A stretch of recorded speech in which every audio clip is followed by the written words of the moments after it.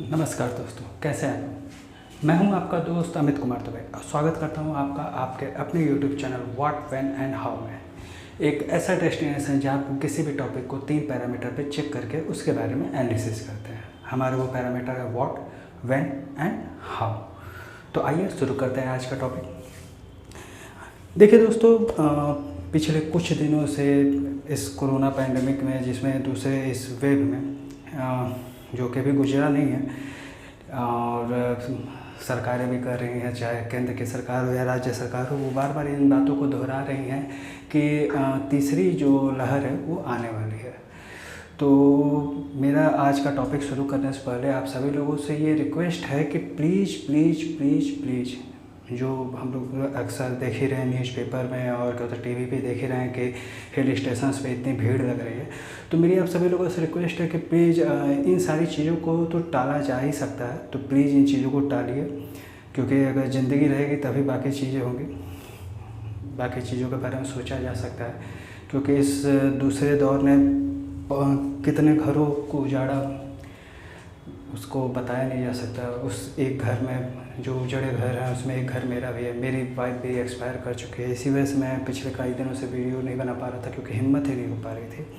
मैं इन सारी चीज़ों को आप लोगों के सामने डिस्कस नहीं करना चाहता था, लेकिन धीरे धीरे किसी तरीके से अपने आप को एंगेज करते हुए, अपने आप को निकालते हुए, फिर मैंने सोचा कि नहीं, मुझे वीडियो बनाना चाहिए। तो फिर मैं आपके सामने हूँ। देखिए दोस्तों, ऑल ओवर वर्ल्ड में बहुत सारे देश हैं जहाँ पर लोकतांत्रिक व्यवस्था है, यहाँ पर लोकतंत्र की सरकार है, जिसमें हमारा देश भारत भी आता है। इस लोकतंत्र के साथ साथ हमारे इस देश की एक सबसे बड़ी खासियत है, और वो खासियत है विविधता में एकता। मतलब यहाँ पे अलग अलग धर्मों के लोग अपने रीति रिवाज के हिसाब से अपने धर्मों का पालन कर सकते हैं और कई सारी चीज़ों को अपना सकते हैं, अपने धर्म के हिसाब से चल सकते हैं। और ऐसा नहीं है कि ये मतलब क्या होता है कोई अपनी मर्ज़ी से वो कर रहे हैं, क्योंकि हमारे देश का संविधान ने उन्हें ये अधिकार दिया है कि हाँ, आपको ये अधिकार है कि आप अपने किसी भी धर्म का पालन कर सकते हैं, आप किसी भी धर्म को अपना सकते हैं, उसके हिसाब से अपने बाकी कामकाज जो भी दैनिक जीवन में कामकाज चलते हैं उसे आप कर सकते हैं। इन्हीं सारी चीज़ों के बीच में एक नया वर्ड उभर के आया है, जो कि है तो काफ़ी मतलब बहुत पुराना। जब हमारा देश आज़ाद हुआ था तभी से इस बारे में बात हो रही थी, लेकिन कहावत है कि जो इसके फेवर में है उसमें बीजेपी है, और जो इसके डिफेवर में है उसमें बाकी पार्टियां हैं। ये जो जिस चीज़ को लेके बीजेपी इस बार क्या होता है मुखर हुई है, वो 2 चीज़ों को लेके है। एक तो यूपी में जनसंख्या कंट्रोल को लेके, आसाम में पहले किया जा चुका है, और दूसरा है समान नागरिक संहिता। आखिर ये समान नागरिक संहिता क्या है? आज के इस वीडियो में हम इसी के बारे में बात करेंगे कि क्या ये समान नागरिक संहिता क्या है, इसकी शुरुआत कहाँ से हुई, क्या ये ज़रूरी है, इन सारी चीज़ों के बारे में बातें करेंगे। तो आइए शुरू करते हैं। देखिए दोस्तों, कोई भी धर्म हो, कोई भी देश हो, कोई भी जगह हो, वहाँ पे अगर कोई भी प्रॉब्लम आती है, किसी भी तरीके का कोई भी कह सकते हैं इशू अगर उभरता है, तो सबसे पहले उसका असर जो होता है वो महिलाओं पे, जो आधी आबादी होती है हमारे क्या होता है किसी भी जगह की आधी आबादी महिलाएं ही हैं, क्योंकि पुरुष और महिलाएं दोनों एक ही गाड़ी के 2 पहिए हैं। तो अगर इस हिसाब से उसको देखा जाए तो आधी आबादी के ऊपर इसका बहुत बड़ा इफेक्ट पड़ता है, क्योंकि इन सारी चीज़ों को झेलना उस आधी आबादी को ही पड़ता है, उस महिला वर्ग को ही इन सारी चीज़ों को झेलना पड़ता है। जो समान नागरिक संहिता है वो हमेशा से राजनीति और विवादों में लिपटा विषय रहा है, ठीक है।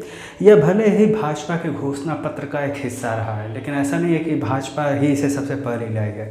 भारत आज़ाद होने के बाद जब पहली बार क्या होता है 1947 में डॉक्टर B.R. अम्बेडकर, जो हमारे क्या होता है जिन्होंने संविधान बनाया, उन्होंने इसकी संकल्पना की थी कि एक ऐसा कानून बनाया जाए जिसके अंतर्गत सारे धर्मों के लोगों को समायोजित किया जाए, क्योंकि भाई उन्हें ऐसा लगा था कि आगे जाके भविष्य में इस बारे में क्या होता है ऐसी कोई प्रॉब्लम खड़ी होगी। लेकिन उस समय जवाहरलाल नेहरू जो हमारे तत्कालीन प्राइम मिनिस्टर थे, उन्होंने इसका विरोध किया। तो इसलिए उस समय इस कानून को केवल हिंदू कोड बिल तक ही रख दिया गया कि मतलब हिंदुओं का जो उत्तराधिकार है, हिंदू विवाह और बाकी जो भी चीज़ें हैं वो हिंदुओं के लिए बना के रख दिया गया। इस हिंदू कोड बिल के अंडर में क्या होता है, सिख, जैन और क्या होता है, सिख, जैन, ये सारे धर्मों के लोग आते थे और हिंदू तो है ही। दूसरी ओर जो मुस्लिम थे वो क्या होता है, शरिया धर्म, जो कि मुस्लिमों के हिसाब से 1400 वर्ष पुराना जो कुरान और मोहम्मद पैगंबर की जो शिक्षा है उसके आधार पे उनका क्या होता है, कह सकते हैं आपकी वो उस पर चलते थे। जिसका नतीजा क्या होता था कि नतीजा क्या हुआ कि जो 3 तलाक जैसे जो सब्जेक्ट जिसको क्या होता है बीजेपी ने क्या होता है आते ही ख़त्म करने किया, ये इन सारी चीज़ों का मतलब क्या होता है काफ़ी प्रचलन बढ़ गया हिंदू समाज में, क्योंकि भाई वो अपने धर्म के हिसाब से चलते थे। अब ऐसा है कि उसमें प्रॉब्लम आके अटक जाती थी। जब ऐसा कहीं भी कोई प्रॉब्लम आती थी, जब क्या होता है कानून के पास ये मामला जाता था तो वहाँ पे सीधे हो जाता था कि ये हमारे कोड बिल के हिसाब से है। तो वही मैंने कहा ना कि ये इसका सबसे बड़ा खामियाजा आधी आबादी को झेलना पड़ता था। अब वहाँ पे क्या हुआ कि जो देश की शीर्ष अदालत है और कई राज्य, इन्होंने इस बारे में क्या होता है इस बारे में कहा कि क्या होता है ये समान नागरिक संहिता की ज़रूरत काफ़ी ज़्यादा है। अब जैसे इसमें ये होता है कि जो क्या होता है हिंदू और क्या होता है हिंदुओं को तो हिंदू कोड बिल के हिसाब से क्या होता है वो मैनेज कर दिया गया, वो हिंदू कोड बिल के हिसाब से वो चलेंगे। अगर ऐसा कुछ होगा तो वो न्यायालय में उसको क्या होता है चुनौती दी जा सकती है। लेकिन जो धर्म के आधार पे जो होना है, जो धर्म के आधार पे चलना है, जो शरिया के कानून के हिसाब से चलना है, अगर उसकी बात करें तो वहाँ पे उस चीज़ को मैं क्या कर सकते हैं, उसको चुनौती देना बहुत मुश्किल है। तो भाजपा के जो घोषणा पत्र में था उसने धीरे धीरे इस अपने जो भी घोषणा पत्र में उसने जो भी चीज़ें, जो भी एजेंडा उसने रखा था मैनिफेस्टो में, उसने धीरे धीरे उन चीज़ों को क्या होता है कर सकते हैं आपके अमली जामा पहनाना शुरू कर दिया। जिसमें सबसे पहला जो मुस्लिम महिलाओं के विरुद्ध है 3 तलाक, उसको हटाया। इसी तरीके से अब धीरे धीरे ये समान नागरिक संहिता के फेवर में चल रही है भाजपा सरकार की। क्या होता है अब ऐसा कानून बनाना चाहिए जिसमें सभी धर्मों के लोग के लिए एक कानून है, क्योंकि बीजेपी का पहले से मानना है, जब 2014 में जब आई थी तभी से बीजेपी सरकार का ये मानना है कि एक देश एक कानून ही होना चाहिए, एक देश में 2 अलग अलग तरीके के कानून नहीं होने चाहिए। अब यहीं से जो है वो प्रॉब्लम बढ़ती चली गई। एक्चुअल में होता क्या है कि मुस्लिम समाज जो है वो 1937 के जो शरिया कानून है उसी के हिसाब से क्या होता है अडॉप्ट है। अब चलता है, अब उनके हिसाब से ये है कि ये जो भी शरिया कानून में जो भी चीज़ें बोली गई वो पैगंबर मोहम्मद साहब ने क्या होता है इन चीज़ों को बताया, कुरान में ये सारी चीज़ें लिखी हुई हैं। और यहाँ पे कई सारी प्रॉब्लम्स आके खड़ी हो जाती है कि अब कोई भी क्या होता है, भाई सीरियस बात है, बीजेपी इसको चाहती है कि क्या होता है एक देश एक कानून के हिसाब से क्या होता है समान नागरिक संहिता बनाई जानी चाहिए, जिसमें सभी धर्मों के लोगों को उस कानून के अंडर में लाया जाए। वहीं बाकी जो दल है वो ये मानते हैं कि क्या होता है इससे क्या होता है लोगों को दबाया जा रहा है कि आप अपने धर्मों का पालन ना करिए। तो यहाँ से 2 तरीके के गुट निकल के आ गए। एक तो वो जिनको अपना वोट बैंक खिसकने का खतरा है, क्योंकि मुस्लिम एक बहुत बड़े वोट बैंक के रूप में क्या होता है इन लोगों के लिए है। और दूसरे तरफ वो लोग हैं जिनके लिए एक नया वोट बैंक बन रहा है, क्योंकि बीजेपी के लिए एक ध्रुवीकरण के लिए क्या होता है नीति हो जाएगी, भाई एक नई वोटिंग आ जाएगी। क्या होता है लोग कहेंगे कि हाँ बीजेपी ने ये काम किया, मुस्लिम वैसे भी मुस्लिम अगेंस्ट मानी जाती है। तो अब यहाँ पे यही सारी चीज़ें क्या होता है प्रॉब्लम क्रिएट हो रही है। और ऐसा नहीं कि भारत एक ऐसा पहला देश है जहाँ पे इस तरीके के कानून बनाए जाने की बात हो रही है या कहा जा रहा है कि इस तरीके का एक कानून बनाया जाए। इसके पहले भी अमेरिका, आयरलैंड, मलेशिया, तुर्की, इंडोनेशिया और सूडान जैसे कई देशों में क्या होता है ये समान नागरिक संहिता कानून वहाँ लागू है। मतलब आप किसी भी धर्म के हो, किसी भी जात के हो, उससे नहीं मतलब है, आपको इस कानून का पालन करना है। इसी कानून के हिसाब से आपके उत्तराधिकारी के जो भी प्रॉब्लम्स हैं उसे सॉल्व किया जाएगा। जो आधी आबादी जो महिलाएं हैं उनके अधिकार तय किए जाएंगे, वरासत और ये सारी चीज़ें इसी हिसाब में तय की जाएगी। इसके अलावा इन देशों के अलावा हमारे देश में भी गोवा एक ऐसा राज्य है जहाँ पे ऑलरेडी गोवा फैमिली लॉ के नाम से क्या होता है समान नागरिक संहिता लागू है।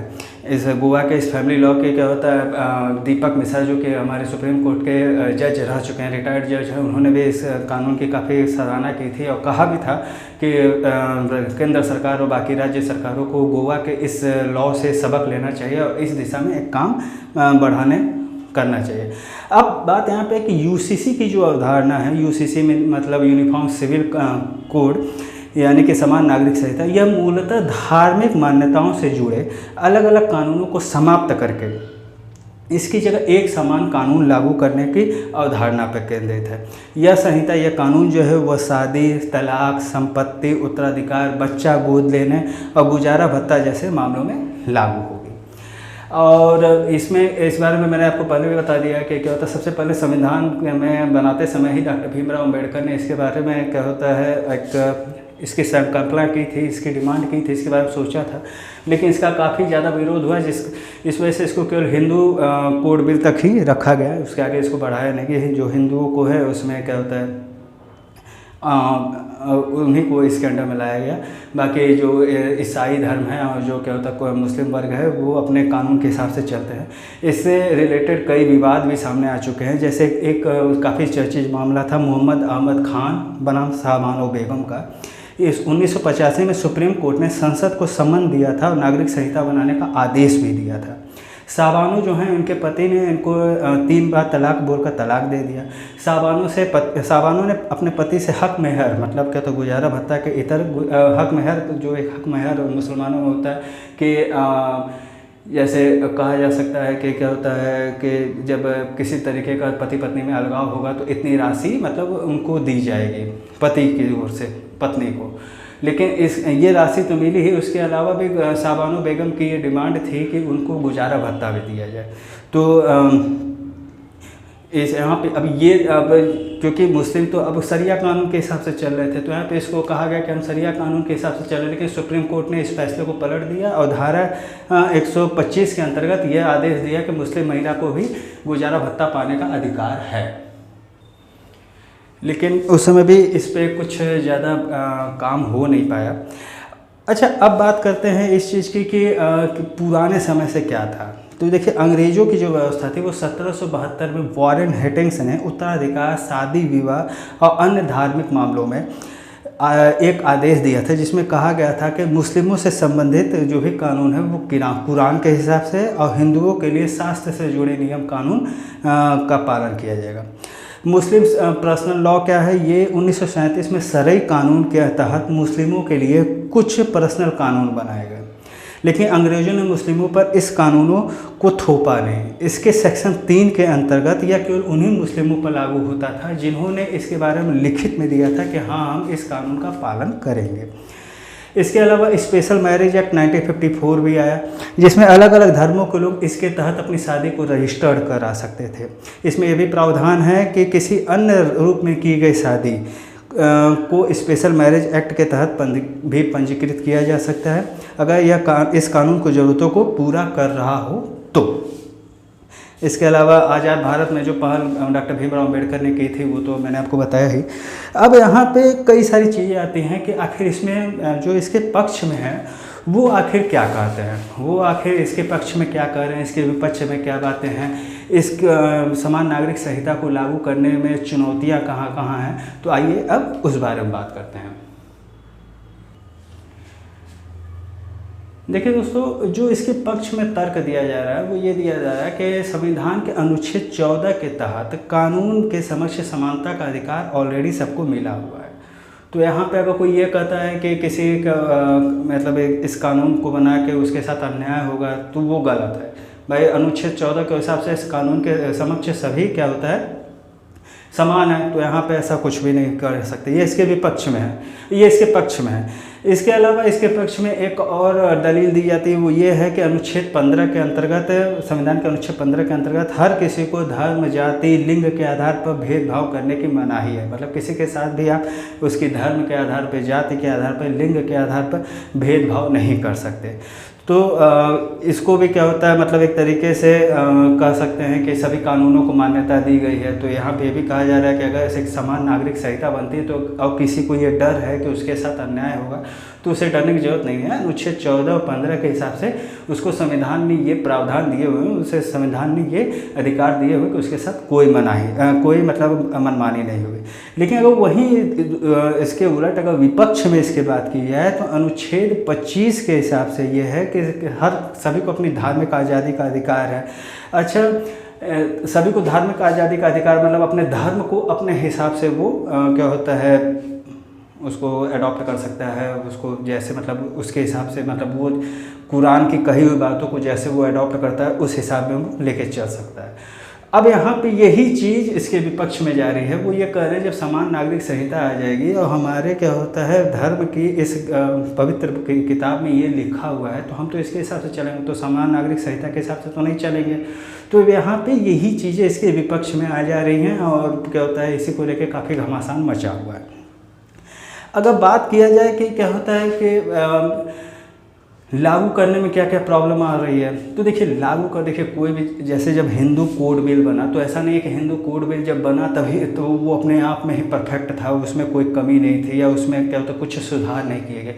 जैसे जैसे कमियों का पता चलता गया वैसे वैसे उसमें सुधार भी किए जाते रहे। देखिए अब अपने आप में ना तो कोई कानून और नहीं कोई व्यक्ति कोई भी क्या होता परफेक्ट नहीं है, हर किसी को परफेक्ट बनना पड़ता है, हर किसी को परफेक्ट बनने की कोशिश करनी पड़ती है। तो जैसे जैसे जो जो कमियां पता चली वैसे वैसे उन कमियों को दूर किया गया और उस हिंदू कोड बिल को धीरे धीरे रिवाइज किया गया। तो अब सबसे बड़ा ये है कि जो इसको समान नागरिक संहिता को जो अगर मान लीजिए हम बना भी लेते हैं तो इसको क्या होता है इम्प्लीमेंट करने में सबसे बड़ी प्रॉब्लम है यहाँ की व्यापक संस्कृति। इतनी वास्ट कल्चर है हमारे देश में कि मतलब बहुत मुश्किल हो जाएगा समान नागरिक संहिता को लागू करवा पाना। दूसरी ओर अगर बात करें सांस्कृतिक विविधता, भाई कोई किसी हिसाब से दिवाली मनाता है, कोई किसी हिसाब में होली मनाता है, कोई किसी हिसाब में ईद मनाता है। तो ये सारी प्रॉब्लम्स यहाँ पे आके बैठ रही है इस कानून के फेवर में, अगेंस्ट में। और तीसरी अगर बात किया जाए तो अल्पसंख्यक जो कि मुस्लिम बहुल समाज है, जो ईसाई बहुल समाज है, ये इस क्या होता है कानून के खिलाफ हैं। इस वजह से भी काफ़ी प्रॉब्लम हो रही है। तो वो इस कानून के खिलाफ है, इसलिए इसको क्या होता है अगर मान लीजिए कानून बन भी जाता है तो इम्प्लीमेंट करने में प्रॉब्लम आने वाली है। दूसरा, एक ही मजहब के में को मानने वाले अलग अलग एक ही मजहब में अलग अलग तरीके से रीति रिवाज को मनाया जाता है। जैसा मैंने आपको कहा होली दिवाली वहाँ पे अलग अलग तरीके, ईद, ये मतलब होली दिवाली का इसमें कोई रोल ही नहीं है, ये तो हिंदू उसमें आ जाता है। लेकिन अगर मुस्लिमों की बात किया ईद बकरीद जो भी मतलब त्यौहार हमारे मुस्लिम भाई मनाते हैं तो वही एक ही मजहब में अलग अलग रीति रिवाज से मनते हैं। इस वजह से वहाँ पे भी इस समान नागरिक संहिता को लागू कर पाना थोड़ा मुश्किल है। उसके बाद जो मेन प्रॉब्लम है इस समान नागरिक संहिता के न लागू हो पाने का वो है वोट बैंक की राजनीति। भाई देखिए मुस्लिम कहने को ये है कि अल्पसंख्यक हैं, लेकिन एक बहुत बड़ा वोट बैंक है मुस्लिम पार्टियों के लिए, एक बहुत बड़ा वोट बैंक है। तो अब जो भाजपा तो इसके फेवर में झंडा बढ़ा के झंडा उठाए हुए है कि क्या होता है हम इसके फेवर में हैं, हम समान नागरिक संहिता को लागू करके रहेंगे। लेकिन जो बाकी दल हैं वो इसके अगेंस्ट में है, क्योंकि बाकी दलों को ये दिखाई पड़ रहा है कि अगर हम इसका विरोध करेंगे तो हमारा एक स्ट्रॉन्ग वोट बैंक तैयार होगा। मुस्लिमों को ये लगेगा कि हाँ उनके फेवर में बोलने वाली ये पार्टी है। मैं तो मतलब मैं एक इंडिकेशन दे रहा हूँ कि हाँ ये पार्टी है, कोई भी वो पार्टी कोई भी हो सकती है, कांग्रेस सपा बसपा आप कोई भी हो सकती है। तो इसीलिए इस चीज़ का विरोध किया जा रहा है। और जो अब देखिए ये सारी चीज़ें तो जो मतलब इम्प्लीमेंट करने में प्रॉब्लम आने वाली है और क्या होता है क्या प्रॉब्लम हो सकती है, कहाँ से इसकी शुरुआत हुई, ये सारी चीज़ें थी। अब अगर मैं अपनी पर्सनल राय बताऊँ इस समान नागरिक संहिता कानून को लेकर, तो मेरी राय ये है कि देखिए देश कोई भी हो, धर्म कोई भी हो, जगह कोई भी हो, सबसे बड़ा खामियाजा हर चीज़ का, किसी भी चीज़ का, चाहे किसी देश पे हमला हुआ हो, भूखमरी हो या मतलब किसी भी तरीके का, उसका सबसे बड़ा शिकार कौन बनता है? औरतें और बच्चे, औरतें और बच्चे। ऐसा नहीं है कि क्या होता है हिंदू कोड बिल बन जाने के बाद क्या होता है हिंदू धर्म में क्या होता है किसी भी तरीके की कोई प्रॉब्लम्स नहीं आती हैं या नहीं हैं। लेकिन प्रॉब्लम यहाँ पे ये है कि धीरे धीरे आपको उन चीज़ों को हटाना पड़ेगा, जो भी क्या होता है कमी है उसे दूर करनी पड़ेगी। जो भी क्या होता है न्यू इम्प्लीमेंटेशन है, नए थॉट्स हैं, उन्हें क्या होता है अडॉप्ट करना पड़ेगा, उन्हें आपको देखना पड़ेगा, अंगीकार करना पड़ेगा। वही चीज़ इस समान नागरिक संहिता के साथ है कि अगर कोई भी प्रॉब्लम है, अगर जैसे हम लागू करते हैं, मान लीजिए कोई प्रॉब्लम खड़ी होती है, तो हम उन चीज़ों को फिर हटाते हुए नई चीज़ों को अडॉप्ट करते हुए आगे बढ़ेंगे। देखिए महिलाओं के साथ है और बच्चों के साथ, देखिए अब किसी महिला को अगर 3 तलाक बोल के उसको तलाक दे दिया गया है, तो अगर वो उस महिला के बच्चे हैं तो उस बच्चों पे भी बुरा असर पड़ना है भाई, वो बच्चे भी उस चीज़ को झेलेंगे। तो वही मैं कह रहा हूँ कि बच्चे और महिलाओं पे किसी भी चीज़ का बहुत ही तेज़ी से असर पड़ता है, बहुत ही तेज़ी से असर डाला जाता है। और वैसे भी हमारे जो समाज वो पितृसत्तात्मक समाज है, यहाँ पे मतलब एक तरीके से मतलब मात्र सत्तात्मक नहीं पितृसत्तात्मक है। ये कहने भर की बातें होती है कि हम इसे बदलेंगे, हम इसे मात्र सत्तात्मक बनाएंगे, लेकिन ये होते होते होते होते होएगा। इसे करने वाला भी हम ही आप जैसे लोग हैं, लेकिन ये होते होते होगा। अभी तो एटलीस्ट ये नहीं है, और आगे आने वाले 10 सालों में भी मेरे हिसाब से नहीं होने वाला है। तो मेरे हिसाब से ये है कि इस समान नागरिक संहिता का सबसे बड़ा फ़ायदा महिलाओं को और बच्चों को मिलने वाला है। तो मुझे लगता है कि मुस्लिम समुदाय, ईसाई समुदाय और जो भी समुदाय जो कि इस समान नागरिक संहिता से रिलेटेड हो सकते हैं, उन्हें इस बारे में सोचना चाहिए। उनके जो धर्म गुरु हैं, उनके जो बड़े बड़े विद्वान हैं, उनके जो शिक्षाविद हैं, उनके रिलेटेड उनको इस बारे में सोचना चाहिए और इस बारे में आगे बढ़ना चाहिए और इन चीज़ों को एडॉप्ट करना चाहिए और कहना चाहिए कि हाँ, हम समान नागरिक संहिता कानून के फेवर में हैं, आप बनाइए। जो भी चीज़ें होंगी वो धीरे धीरे उन चीज़ों को टैकल करते हुए हम आगे निकलेंगे। क्योंकि यहाँ पे सवाल एक क्या होता है औरत का भी आ जाता है और उससे रिलेटेड उस बच्चे का भी आ जाता है। तो कैसा लगा आपको आज का ये वीडियो?